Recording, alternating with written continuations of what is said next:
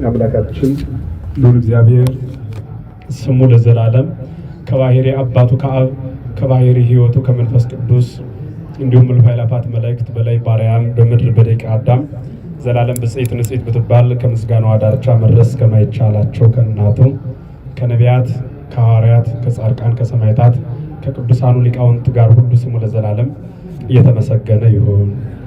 የተከበራችሁ የእግዚአብሔር ቤተሰቦች ሁላችሁ አንድ አምላክ በሚሆን በአብ በወልድ በመንፈስ ቅዱስ ስም ሰላም እላችኋለሁ። በሰላማችን ራስ በኢየሱስ ክርስቶስ ስም እንደምን ዋላችሁ? እንደምን ሰነበታችሁ?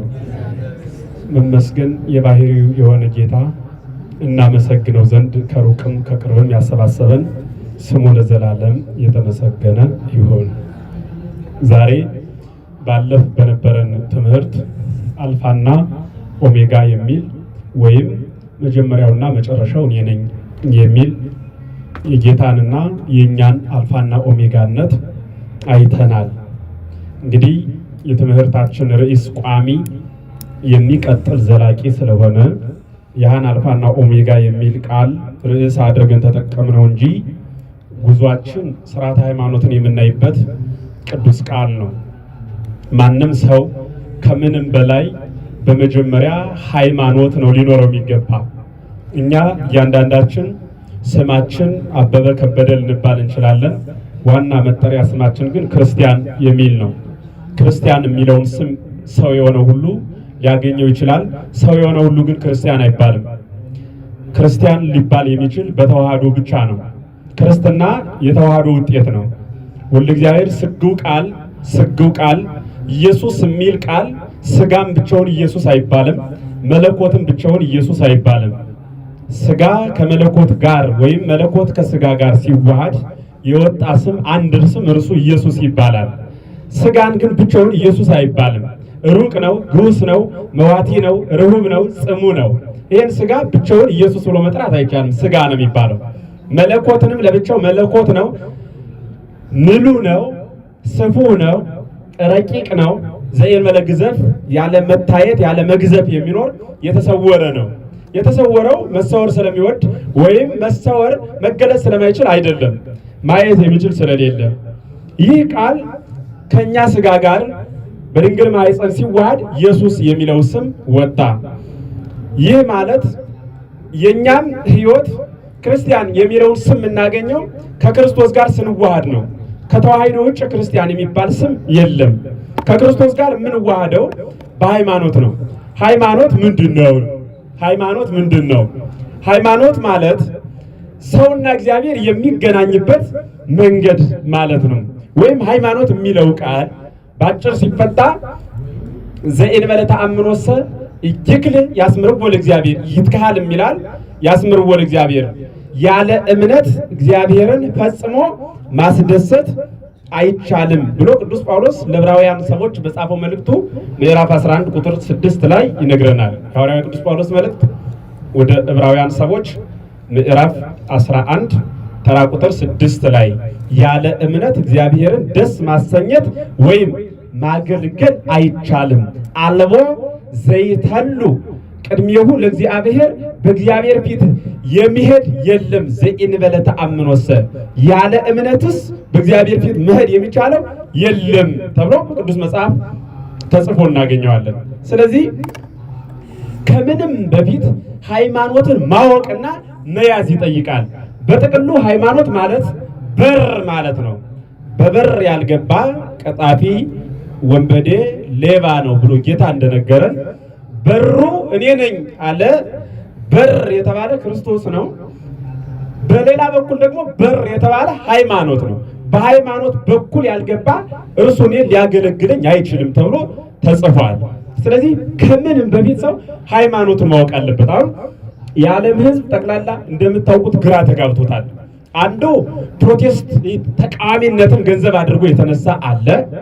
አንዱ አይወልድም፣ አይወለድም፣ አይሰርጽም፣ አያሰርጽም አንድ ድፍን ነው ብሎ ይህ ምንም አይምሮ ማጨናነቅም ምንም አያስፈልግም ብሎ ለእንቅልፍ ለመተኛት ይመቸው ዘንድ የሚያመልክ አለ። አንዱ ደግሞ ዓለም እንዲሁ ከሆነ የተጠራቀመ ነገር የመጣች ናት እንጂ አስገኝ የላትም የሚል ደግሞ አለ።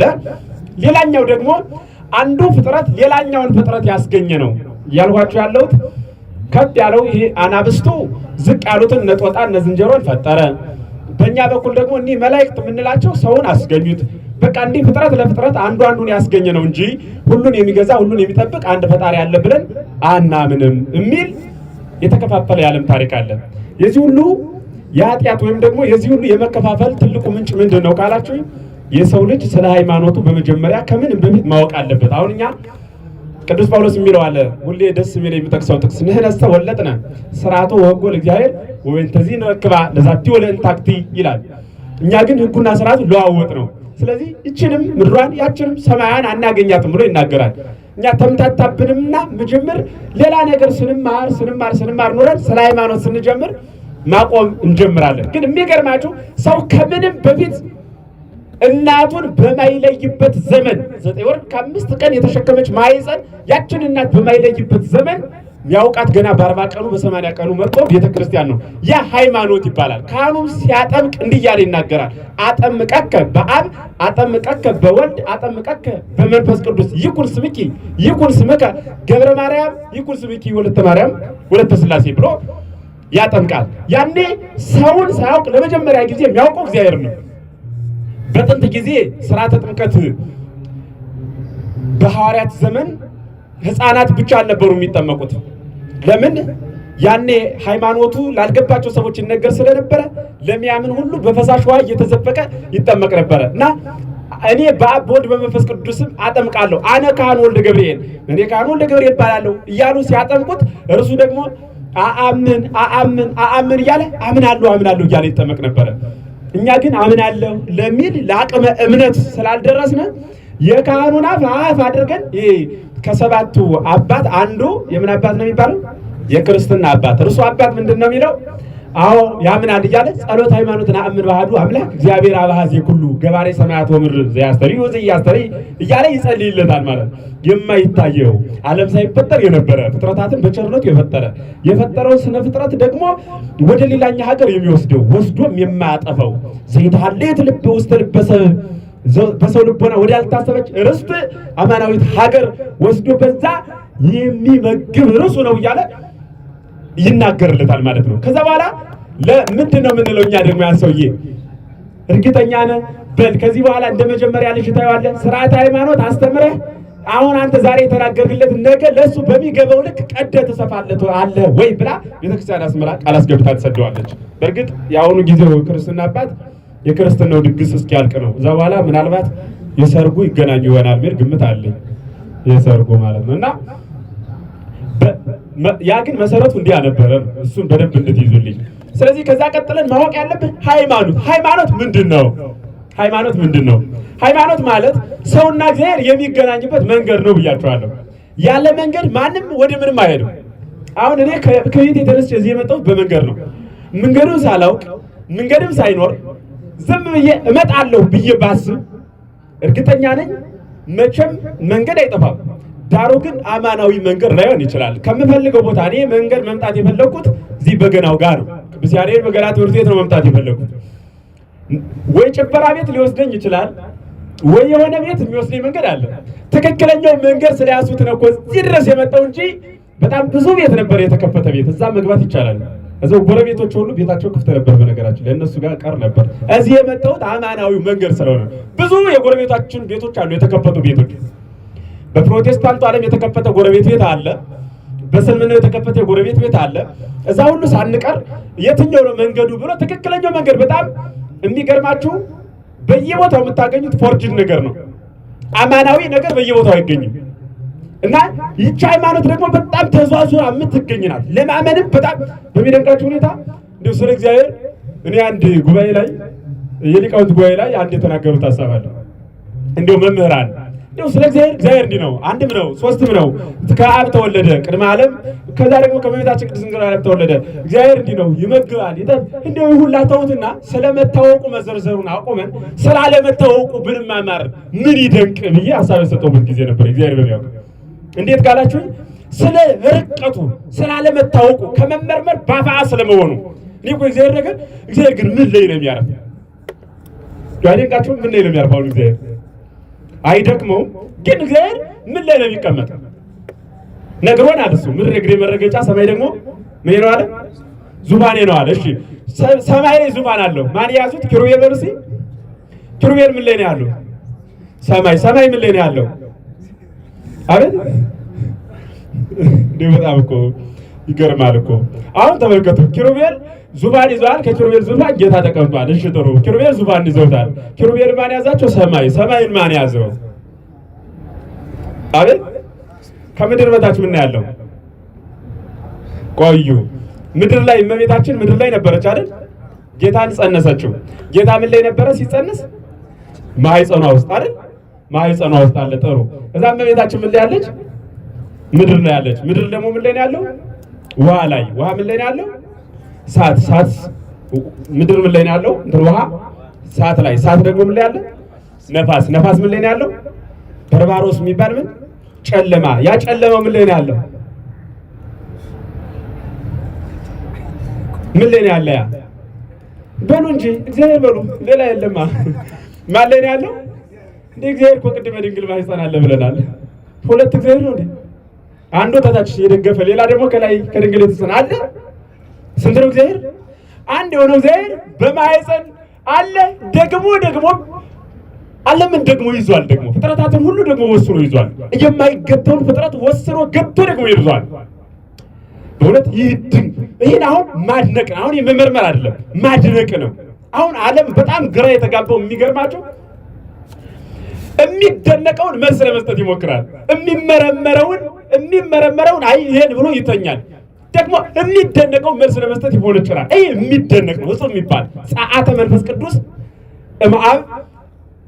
እምአብ ልደተ ወልድ እምአብ የአብ የወልድ ከአብ መወለድ የመንፈስ ቅዱስ ከአብ መስረጽ መቼ ነው? ወለደስ ተወለደስ ሰረጸስ እንዴት ነው የሚገለጽ ሲባል ይህ ረቂቅ ነው። እርሱ ሃይማኖት ይባላል። መርቀቅን ማወቅ ማለት ነው። አያችሁ ርቀት የሚባለው ይሄ ሰው መለካት የማይችለው ማለት ነው። ይሄን ያህላል ይሄን ይመስላል በዚህ ብለን የማናሰምረው ያ ረቂቅ ይባላል ማለት ነው። ረቂቅ አካል ያ ህልው የሆነ ማለት የሚታመን አያችሁ። ማመን ማለት ሰዎች በመልእክተ ይሁዳ ምዕራፍ 1 ላይ ተጽፏል። እምነት አለ ሰዎች በዚህም ሲቅለዘበዙ ሲፈሩ በቃ ከኛ በላይ አንድ አለቃ አለ ማለት ነው ብለው ያመጡት አይደለም ይላል። በእግዚአብሔር መገለጽ የመጣ ነው። እርሱ እምነት ይባላል።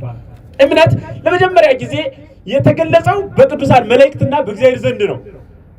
ፍጥረታት ሁሉ ተፈጠሩ። 8ቱ ፍጥረታት ወገብረ 7 ዘመደ እንዲል ኩፋሌ 7 ፍጥረታትን ፈጠረ በዕለተ እሑድ። ከዛ ቀጠለና ቅዱሳን መላእክት ከነዚህ 7 ፍጥረታት አንዱ ናቸው፣ ተፈጠረ። ከዛ በኋላ ጌታ ተሸሸጋቸው ወይም ተሰወራቸው ይል ሲሰወራቸው በራሳቸው ማን ፈጠረን የሚል ጥርጥር ውስጥ ገቡ። አንዱ ይሄኛው መንገድ የሚል የራሳቸውን የሆነ መላምት ወይም ደግሞ ብያኔ ሲያስቀምጡ፣ ያኔ ግን ሰይጣን የራሱን አማራጭ ይዞ ሌላ መንገድ ይዞ ሲሄድ ንቁም በበላው ይነስከንረክቦ ለአምላክነ የፈጠረን አማናዊ አምላካችን እስክናገኝ ሁላችንም በያለንበት ጸንተን እንቆይ ብሎ ቅዱስ ገብርኤል ተናገረ። ያኔ ጌታ ተገለጸ ይላል። ያ መገለጽ ሃይማኖት ተብሎ ይጠራል። ያኔ የተገለጸው ሃይማኖት ለቅዱሳን መላእክት የተገለጸች ሃይማኖት ናት። የኛ ሃይማኖት ነው የመጣች ማለት ነው። ስለዚህ ሃይማኖት ምንድን ነው ሲባል የረቀቀውን ሰማይና ምድር ሊወስኑት የማይችል በፈቃዱ የተወሰነ አንድ እግዚአብሔር እንዳለ ማመን ማለት ማመን። ያ እግዚአብሔር ስናምነው ይህን ያህላል፣ ይህን ይመስላል፣ ከዚህ ነበረ ወደዚህ ይሄዳል ተብሎ የሚነገርለት ግን አይደለም። እንዲያውም ምን ይላሉ? ነአምን አብ ዘወለዶ ለወልድ ወአስረጾ ለመንፈስ ቅዱስ አብ ወልድን ይላሉ። ነአምር አብ ወልድን እንደወለደው መንፈስ ቅዱስን እንዳሰረጸው እናውቃለን ይሉና አይ ኢነአምሮ አላ ነአምኖ አናውቀውም ግን እናምናለን እንጂ ይላሉ። ይሄ ማድነቅን ማመን ብለው አባቶቻችን ይገልጻሉ ማለት ነው። እና ሃይማኖት የሚለው ቅዱስ ቃል ምን ማለት ነው ካላችሁ በእናንተ ቋንቋ እንደው ለቃሉ ይቅርበሉ በጣም ወረድ አድርጌ ለማስረዳት ሃይማኖት የሚለው ቃል በቃ ይሄ ማስትሽ ታውቃላችሁ? አታውቁም? ማስትሽ ማለት ማስትሽ የተለያየ ጎማ ሁለቱን አንድ የሚያደርግ አይደል?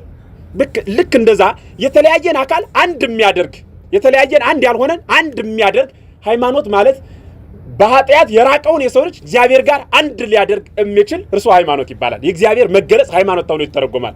እንደየአገባቡ ነው የሚተረጎመው። ሃይማኖት በየቦታው ገጸ ንባቡን ስታገኙት አትደናገጡ። እንደዛው አገባብ ለምሳሌ ቅዱሳን ሃይማኖት ይባላሉ። እመቤታችን ሃይማኖት ትባላለች። ርትዕት ሃይማኖቶም ለቅዱሳን አበዊነ አይደል ምንላቸው? ለቅዱሳን አባቶቻችን የጸናች የቀናች የበቃች ብጽዕት እመቤት ሃይማኖታቸው ናት ብለን እናገራለን። ስለ ድንግል ምን ማለታችን ነው? መንገድ ናት። ሃይማኖት ማለት ምን ነው ብያችኋለሁ። በእመቤታችንም ወደ ማን እንደርሳለን? ወደ እግዚአብሔር እንደርሳለን። ስለዚህ እንደየአውዱ ቅዱሳንን ስናገኝ በእነሱ በኩል ወደ እግዚአብሔር እንሄዳለን። እንዲሁም መጽሐፈ ሄኖክ ስታነቡት ምን ይላል? ምዕራፍ 9 መጽሐፈ ሄኖክ ምዕራፍ 9 ቁጥር 21 ላይ እንዲህ ይላል። ቅዱሳኑን ይላል በእንተ ቅዱሳን ነው የሚለው። እንደውም ቃሉ ሌላ ራእይ አየሁ አለ። ቅዱሳኑን የሚቀመጡበትን የሚኖሩበትን ቦታ አየዋል። ያንም ያየሁትን ወደድሁ አለ፣ ተደሰትኩ አለና ከዛ ይቀጥልና ደግሞ ወይስዕሉ ኩሎሙ ቅዱሳን በእንተ ሰብእ ለእለ ይነብሩ ውስተ ምድር፣ ቅዱሳን ሁሉ በምድር ስለሚኖረው ሰው ይጸልያሉ አለ። አያችሁ፣ አበዊን ያዙና ሕያዋን አሉ ይስዕሉ ለሙታን ሙታንሰ ይስዕሉ ለሕያዋን። እኛ ላለፉት ማር እያልን ነፍሳቸውን እንጸልያለን፣ እነርሱ ደግሞ ካሉበት በኃጢአት ሰንሰለት ከመታሰር ፍታ እያሉ ደግሞ ለኛ ይጸልዩልናል ማለት ነው። እኛ ኃጥእ ሁሉ ነው የሚጸልይ። የሚገርማችሁ ኃጢአተኛ ሰው ጻድቅ የሚሆነው ሲኦል ሲገባ ነው። አግኝታችሁኛል። ከዛ ይሆንና እዚህ ሲሰራ የነበረውን ክፋት አይ በእውነት ይላል ነው የሚባል ሰው ታውቃላችሁ። በጣም ኃጢአተኛ ነው የነበረ በምድር ላይ ሲሞት ግን ጻድቅ ሆነ። አልዓዛርን እና ያለው አብርሃም እባክህ አልዓዛርን ላክልኝ። እዛስ ምን አለ? እንዲያው እዛ ዘመዶችን እዚህ ሰዓት እንዳይገቡ መሄዶ ማን መነገረልኛል?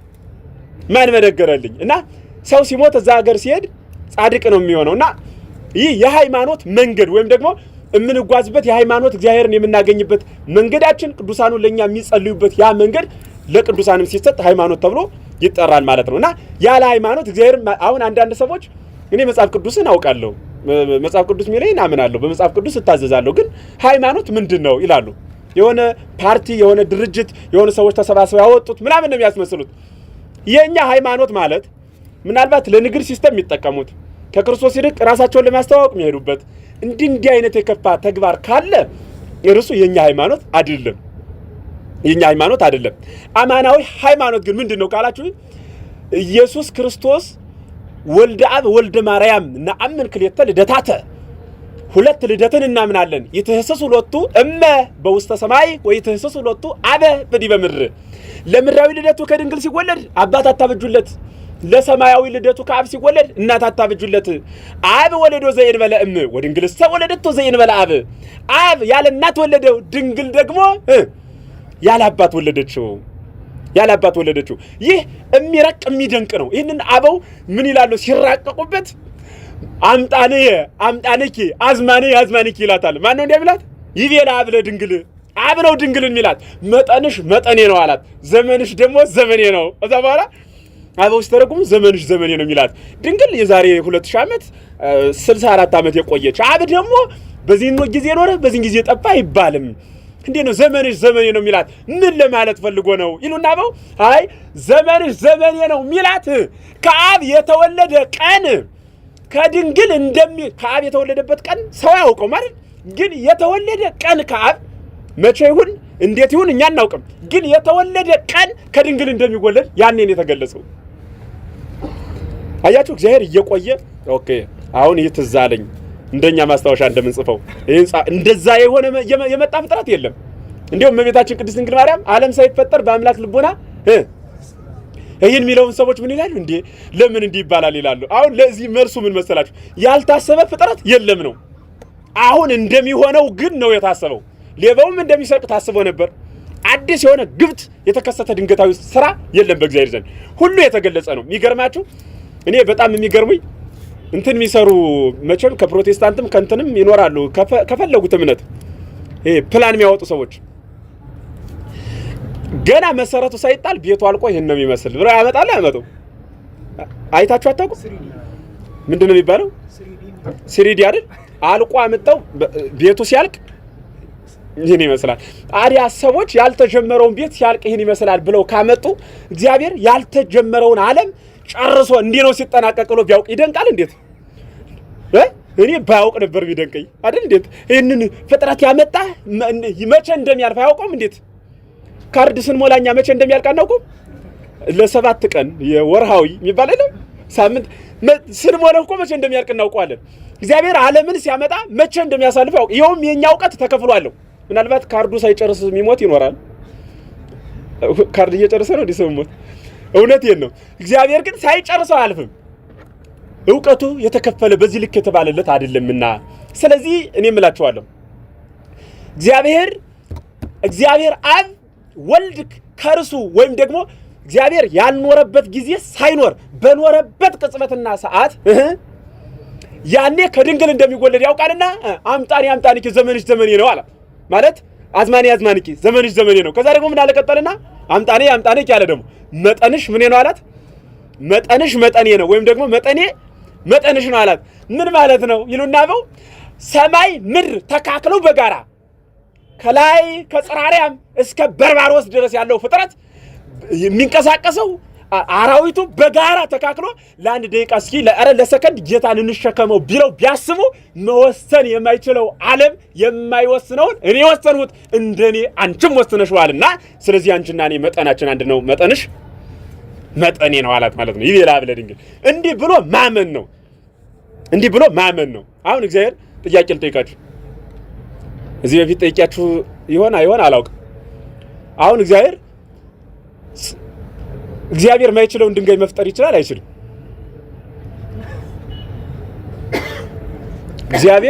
እግዚአብሔር የማይችለውን ድንጋይ መፍጠር ይችላል አይችልም? አቤት ይችላልም አይችልም የምትሉ ሰዎች እስኪ ይችላል የምትሉ እጅ አውጡ። ይችላል የምትሉ ማይችለውን ድንጋይ መፍጠር ይችላል ግን አይችልም እያላችሁ መሆኑ እንዳትረሱት። ምክንያቱም ማይችለውን ድንጋይ ማይችለውን እያላችሁ ስለ ማይችለውን ድንጋይ መፍጠር ምን ይላል? ይችላል። እሺ ደግሞ ማይችለውን ድንጋይ መፍጠር አይችልም የሚል ሰው ደግሞ እጃችሁን አውጡ። አይችልም እያላችሁ መሆኑ ሳትረሱ። መልሱ ምንድነው? ይሄ አቤት ማይችለውን መፍጠር አይችልም። እግዚአብሔር አይችልም።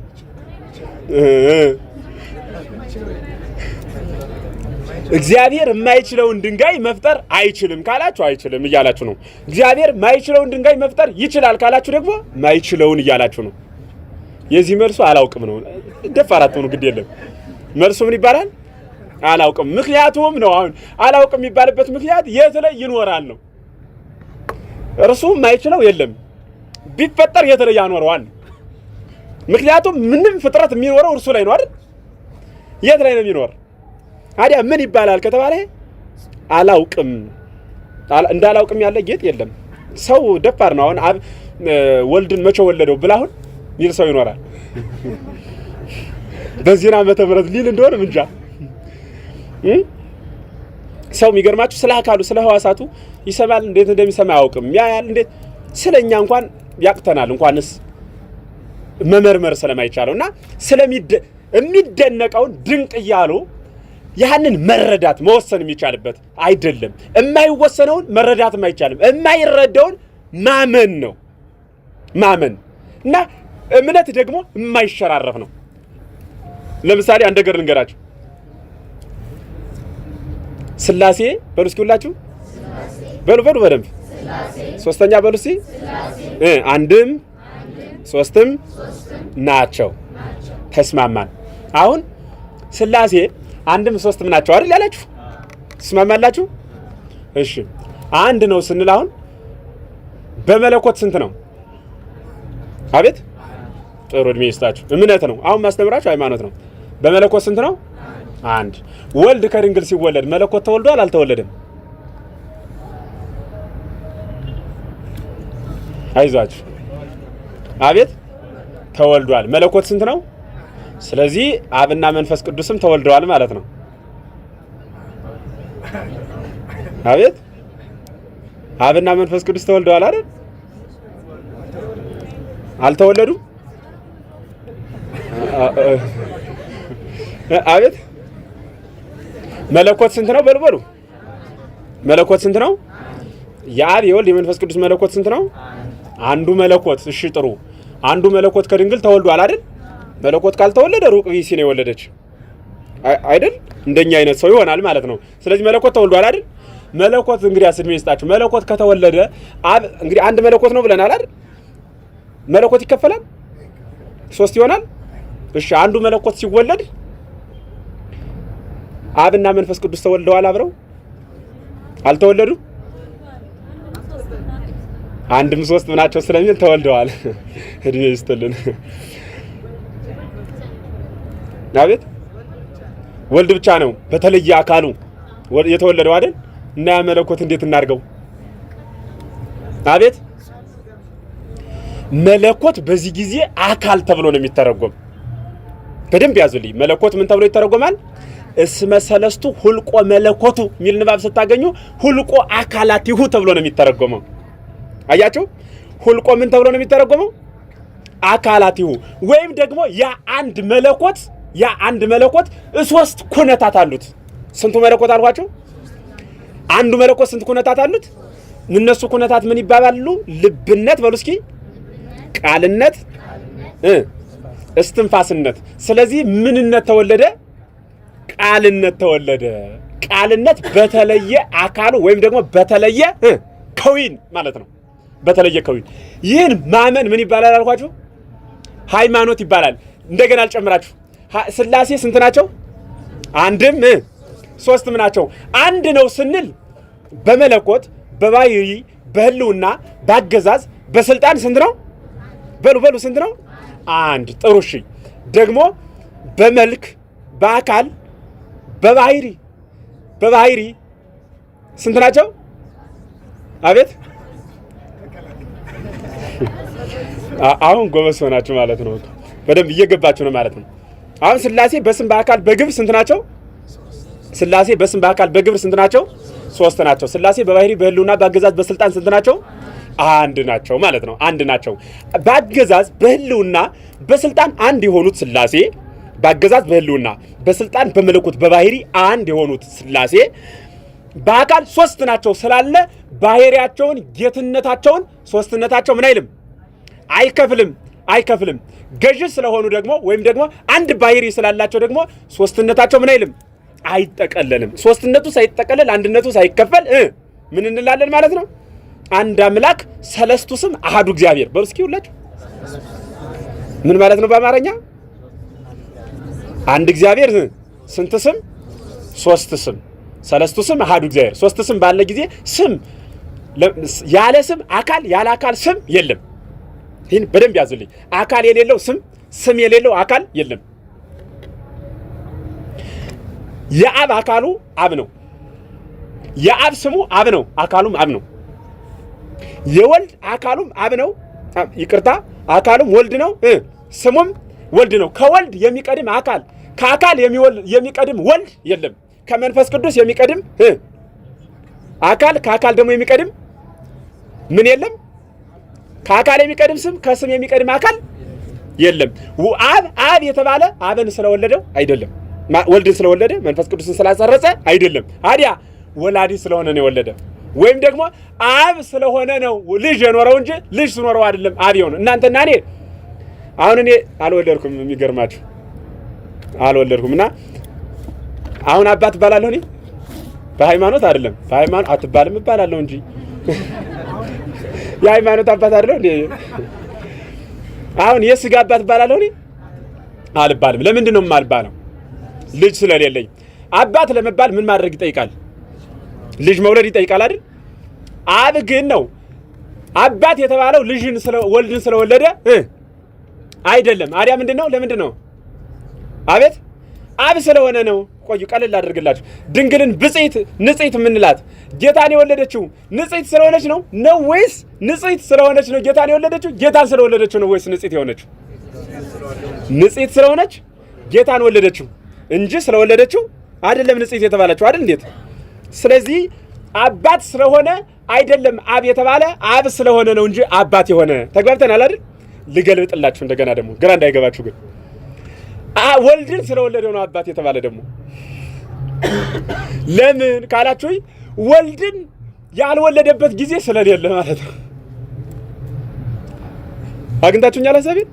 ያልወለደበት ጊዜ ስለሌለ ስለዚህ በወለደበት ጊዜ ይሄ ምንድነው መግለጽ ያቅታል ይሄንን ሐሳብ ለማስረዳት ያልወለደበት ጊዜ ስለሌለ ምን ተባለ አባት ተባለ አይደል አባት ያልሆነበት ጊዜ ስለሌለ ደግሞ ልጅ አለው ተባለ ማለት ነው ስለዚህ አይቀዳደምም ይሄ ልጅ ለመውለዱ አባት መሆኑ አልቀደመውም አባት መሆኑ ልጅ መውለዱን አልቀደመውም አባ ጊዮርጊስ ዘጋስጫ 3 ነገር ይደንቀኛል የሚለው ይሄን ነው አባቱን ምን አለ አባቱ የማይቀድመው ልጅ አለና ቀጠለና ደግሞ ምን አለ ደግሞ ከአባቱ ጋር እኩል የሆነ ከልጁ ጋር እኩል የሆነ ምንድን አባት ከአባቱ ጋር እኩል የሆነ ደግሞ ልጅ አለና ይሄ አንድ ነው አንድ ክፍል ነው ከዛ ደግሞ ሁለተኛው አለ እመቤታችን ቅድስት ድንግል ማርያም ደግሞ ፈጣሪዋን የወለደች ምንድን አላት እናት አለና ደግሞ ፈጣሪዋን የወለደች ምን አላት እሷን እናት ይሄ ደንቀኛል አለና ደግሞ እናቱን የፈጠረ ልጅ ይሄ ደግሞ ይደንቀኛል አለ አሁን እናቱን የሚፈጥር ሰው አለ እኔ እናቴን መፍጠር ብችል እዚህ ሀገር አልፈጥራትም ነበር ኢየሩሳሌም ነበር እንፈጥራት አይደል እንዴ ግሩም እኮ ነው ማለት እናቱን መርጦ ደግሞ ምንም ቤት የሌላት አሁን እናት ምረጡ እናት ይባል በእውነት ሁሉም ሰው የነገስታት ልጅ ብቻ ነበር የሚሆን ደሃ ልጅ አይኖረውም እናት እየመረጠ መወለድ የሚቻል ቢሆን ኖሮ ጌታ እናቱን መርጦ መወለድ እየቻለ ምንም ቤት የሌላት ምን የሌላት ንጽህና ብቻ ያላት እፎ ቤተነዳ ያደረ ከመስኪን ይላል ሊቁ እየገረመው እንዴት ነው ከዛች ደሃ ቤት ያደረው ይላል የሚደንቅ እኮ ነው በእውነት እናቱን መርጦ ግን የመረጣት እናት ምንም የሌላት ናት የኛን ምርጫ አስቡት ትዳርም ስንይዝ ምርጫው ተውት በሌላ ቀን ነው ያለ አቤት ስጋው ደግሞ ተቀበላለች ቤተክርስቲያን እሱ የለም መኪና አለው ወይ አይደል ቤት አላት ወይ ይሄ ነው ሰው ትዳሩ ማልጸና ያለ እኮ ይሄና ሀብቱ ይጋባል ሲያልቅ ይጠፋል ማለት ነውና የሚደነቅ ነው የሚደነቅ ይሄ ህጹብ የሚባል ነው ለምን እፎ ቤተነዳ ያደረ ከመስኪን የተባለለት ስለሆነና ትንሽ ነገር እንጽፋለን ስክሪፕቶ ያላችሁ በስክሪፕቶ የሌላችሁ ባይምሯችሁ ጻፉ ስርዓተ ሃይማኖት ትምህርት ጀምረናል ማለት ነው ኦሬዲ እንግዲህ በዛ አድርገን ወደ ፊት ነው የምንጓዘው ያለ እምነት እግዚአብሔርን ደስ ማሰኘት አይቻልም የሚለውን ተጽፋችኋል ማለት ነው እንግዲህ ሃይማኖት ማለት ማመን መታመን ማለት ነው ማመን ማለት እግዚአብሔርን ማመን ማለት ነው መታመን ማለት ደግሞ ለእግዚአብሔር መታመን ማለት ነው ወይም ደግሞ ላመኑት ለምሳሌ ትዳር ማመንና መታመን ይጠይቃል በእናንተ ቀለል አድርጌ ላስረዳችሁ ትዳር ምን ይጠይቃል ማመንና ምንን ትዳር ማመንና ምንን ይጠይቃል መታመን አሁን ትዳር ማመንና መታመን ይጠይቃል ማለት ምን ማለት ነው ማመን ማለት ወጦ ቢያድርም ወጣ ብታድርም አይ ምንም ከኔዎች ምንም አታደርግም ብሎ ማመን መታመን ማለት ወጦ ቢያድርም እንዳለ አድርጎ ማሰብ እንዳለች አድርጎ ማሰብ ማለት መታመን ለዛ ነገር ስለዚህ ማመን መታመን ማለት ነው ሃይማኖት ስንል ምን ማለታችን ነው ምን ማለታችን ነው ማመን መታመን ስንል እምናምነውን እግዚአብሔር እናምነዋለን ያመነውን እግዚአብሔር እንታመነዋለን ያ ማለት አመንዝራዎች አንሆንም ማለት ነው አመንዝራ ማለት ያልተፈቀደለትን የሚያመልክ ማለት ነው በሆነ ቦታ የሚሄድ በዚህ የሚቀላውጥ በጥንቁልናው ቤት በመናምንቴው እሱ አመንዝራነት ወይም ደግሞ ያልተፈቀደለትን የሚመኝ ማለት ነው ምትራለ ተምኔተከ መጥፎ ፍላጎትን ቆራጣት የሚል ጌታ ለዛ ነው ያን መያዝ ይጠይቃል ስለዚህ ማመን መታመን የሚለው ታማኝነት ይላል በዛ መጽናት ማለት ነው ታማኝነት የሚቀጥል ሃይማኖት ፍጡርና ፈጣሪ የሚገናኝበት ረቂቅ ምንድነው መንገድ ነው ትንቢተ ኤርምያስ ምዕራፍ 16 6:16 ይቅርታ 6:16 ትንቢተ ኤርምያስ ሃይማኖት ተስፋ ለምናደርገው ነገር የሚያስረግጥ ሃይማኖት ተስፋ ለምናደርገው ነገር የሚያስረግጥ የማናየውን ነገር የሚያስረዳ ነው የማናየውን ነገር የሚያስረዳ ሃይማኖት ማመን ማለት ለምሳሌ አንድ ሰው አሁን ብር ልክልሃለሁ ቢለን ከውጭ ብሩን አናየውም ባንኩንም አናውቀውም ግን እንደሚልክልን ማመን ማለት ነው ያ ሰውየው ሊያስቀር ይችላል እግዚአብሔር ግን አያስቀርም ምሳሌ ነው ማደርግላችሁ ምሳሌ ሁሌም የሚጠቀሰው ዘይሐጽጽ ነው እንኳን ለፈጣሪ ለፍጡር እንኳን ሲጠቀስ ምሳሌ ዘይሐጽጽ ነው እቺ ልጅ እንትኔን አትመስልም ይሄ ሰውዬ ገሌን አይመስልም ስንል የተወሰነ ነገር ብቻ የሚመሳሰል አለው ማለታችን ነው እንጂ እኒ ሰዎች በፍጹም አይገናኙም አይመሳሰሉም በብዙ ነገር ይለያያሉ እና ምሳሌው ዘይሐጽጽ ነው ጎደሎ ምሳሌ ይባላል ዘይሐጽጽ ማለት የማይሞላ የሆነ ነገር የሚጎለው የሆነ ነገር የሚመስል ምሳሌ ስለሆነ ምን ጠቅሰው ምሳሌ ሁሉ ከሃይማኖት ጋር ያያይዛችሁ እንዳታዩት እንድትረዱት እንዲቀላችሁ ነው ዕብራውያን 11 ቁጥር 1 ላይ ጀምራችሁ አንቡት ያኛው የላይኛው ቃልና 11:6 ያለውና 11:1 ጀምሮ ያለው ይሄኛው የማናየውን ነገር የሚያስረግጥ የሚያስረዳ እሱ ሃይማኖት ይባላል ማለት ነው። ሃይማኖት ማመን፣ መቀበል፣ ተስፋ ማድረግ፣ አለመጠራጠር፣ እውነትን መናገር፣ ያዩትና የሰሙትን ያመኑትን በማያምኑት ፊት መመስከር ማለት ነው። አሁን ከባዱ ነገር ይሄ ነው። ከባዱ ነገር በማያምኑት ፊት የሚያምኑትን እምነት ምን ማለት መመስከር። እሱ ምን ይባላል አልኋችሁ? ሃይማኖት ይባላል። አሁን እናንተና እኛ እኮ አንድ ነን ምን የሚል ሰው አለ? ገጥማችሁ ያውቅም? እነሱም ኢየሱስ እኛም የነሱ ኢየሱስና የኛ ኢየሱስ ይለያያል ወንድሜ። የኛ ኢየሱስ እኛን የፈጠረ ነው፣ የነሱ እነሱ የፈጠሩት ነው። እነሱ እኮ ግራ የተጋባ ኢየሱስ ነው ያላቸው። ደስ ሲላቸው ኢየሱስ ጌታ ነው ይላሉ ይነሱና ሎቱ ስብሐት ለስም አጠራሩ ክብርና ምስጋና ደግሞ ሲደብራቸው ደግሞ ያለ እርሱ በምን መዳን የለም ይላሉ። እንዲሁ እኮ ግሮ ነው። ደስ ይላቸው ሆነ ቀደሙ ይነሱና ደግሞ በእኔ የሚመጣ ቢኖር ብሏል ያለ እርሱ አማላጅነት ዓለም አይድንም ይላሉ። ደግሞ በአደባባይ ሎቱ ስብሐት ምስጋና ይደረሰውና የሚቀያየርባቸው ማለት ነው። እስከ ዛሬ ድረስ አምላክነት ፈጽሞ ያልገባቸው ማለት ነው። እንደ አይሁድ ትዝ ይላችኋል። ወነሱ አብየ እብነ ይላል። በየደቂቃው ድንጋይ ያነሱ ነበረ። ብድግ አሁንም ድንጋይ አሁንም ሄዱና ድንጋይ ነበር የሚያነሱት። አንድ ቀንማ በጣም ይወጣላችሁ ብሎ ዮሐንስ ወንጌል እንዲህ አላቸው። አይመርና ከከም ጋኔል ብካሉት ሎቱ ስብሐት ጋኔል እንዳለብህ ገና ዛሬ ያወቅናሉት ሲያስተምራቸው ማለት ነው። አይ አልበየ አንሰ ጋኔን እኔስ ጋኔን የለብኝም አላቸው። ነነሳ አብርሃም አቡነ ሀሎ እኛስ አብርሃም አባታችን አለ አሉት። አይ እመሰውሉ አብርሃም አንተሙ ግብረ አብርሃምም ገበርክሙ የአብርሃም ልጅ ብትሆኑስ የአብርሃም ሥራ በሰራችሁ ነበር አላቸው። እንዲህ ብሎ ሲላቸው እነሱ ደግሞ ምን አሉት?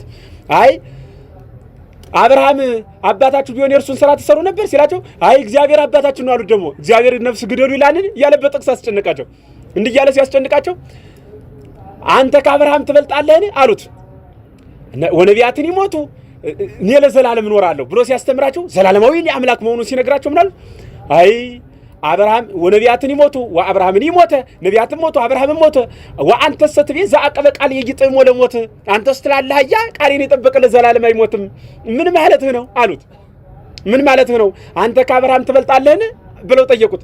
ምን አላቸው? እርሱ ደግሞ እምቅድመ የተወለደ አብርሃም አለው እኮ አነ አብርሃም ሳይወለድ እንደውም ይገርማችኋል እኔ ነበርኩ አላቸው። ወነሱ ካይባ አብየ እብነ ዳግመኛ ትልቅ ድንጋይ አነሱታል ይላል ሊወግሩት ማለት ነው።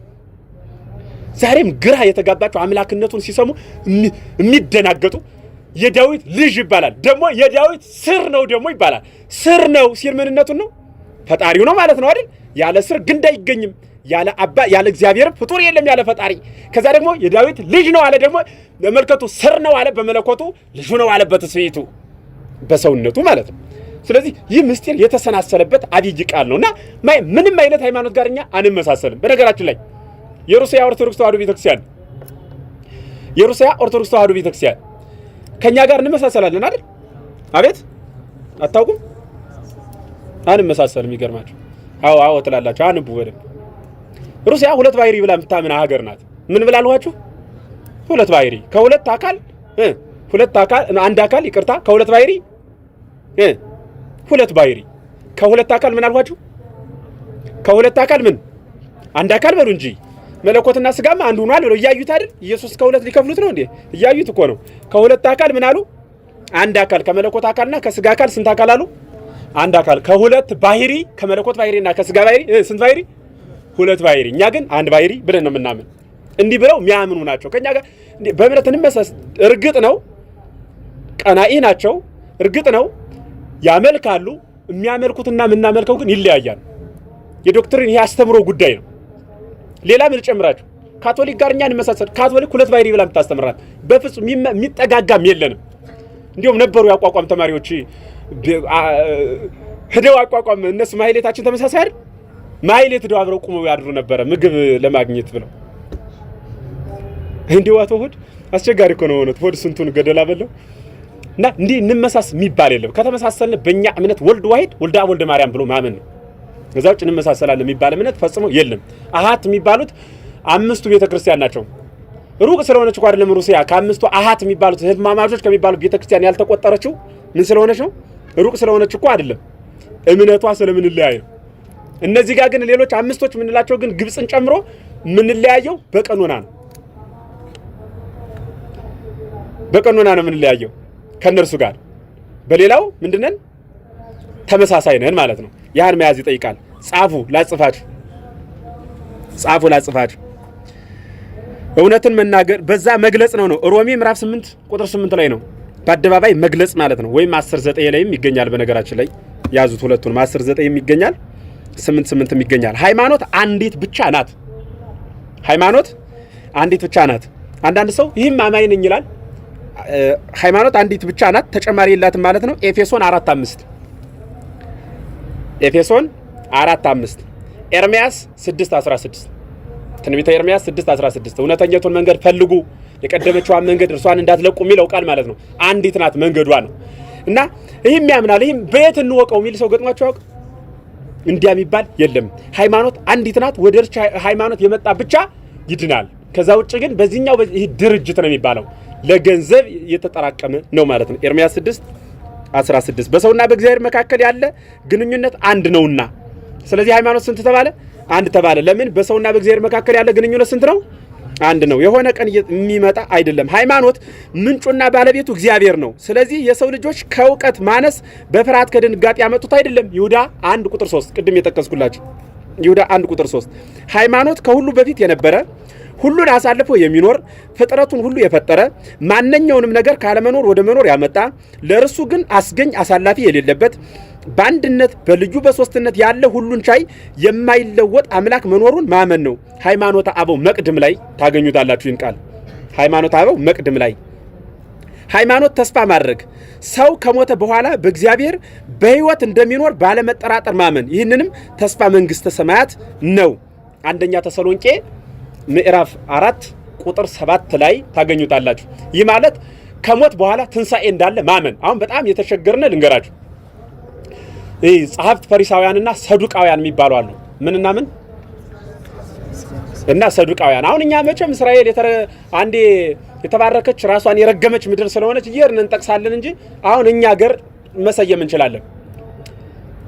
ሰዱቃውያን የሚባሉ ሰዎች ሐዋርያው ቅዱስ ቶማስ የተገኘባት ሰፈር ናት። መቼም እና መቼ ሰዱቃውያን የሚባሉት ትንሣኤ የሚባል የለም፣ ሰው ይኖራል በሰው ይቀራል ብለው እንስሳዊት አስተምሮ የሚያስተምሩ ናቸው። እነሱ እነማን ናቸው?